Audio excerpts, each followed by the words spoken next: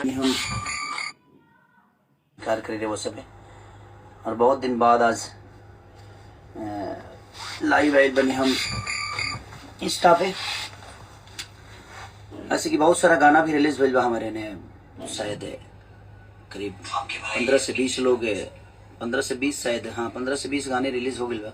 और सब गाना के बहुत ज़्यादा प्यार वो सब देता नहीं, चाहे ब्लू बीट से होके, आदिशक्ति से होके, अन्नपूर्णा से होके, वेव से होके, या बजाना म्यूजिक से होके, या फालतू इंटरटेनमेंट से होके। और अभी आज भी एगो रिलीज भी ब्लू बीट से, पिठैया भतीजवा के होली। फिर बजाना म्यूजिक से एगो गाना रिलीज हुआ, का नाम है गाना के? हाँ, भतार के का जरूरत बा। देवर जब खूबसूरत बा, भतार के का जरूरत बा। बहुत कमाल के गाना। चढ़ जाना पीछे से, पिठैया है साली। फिर से एगो बहुत देहाती रोल, इनके डिमांड पर एगो देहाती गाना हम गौले बनी, जो उनकी फालतू इंटरटेनमेंट से भी आयल बा। और बड़ा प्यार आशीर्वाद वो सबके मिला था वो गाना के, कि कमाए ले हम कबले चरैबा पहाड़ी पढ़ा रजहू, जा कमाए ले ला हमारे। मिठैया गाना में अक्षरा जी फीचरिंग कैले बड़ी हमरा संगे लाल यादव के मिला था। और आसाना विश्वास बा कि लोग ऐसे ही अपन प्यार और आशीर्वाद हमके देते रहा।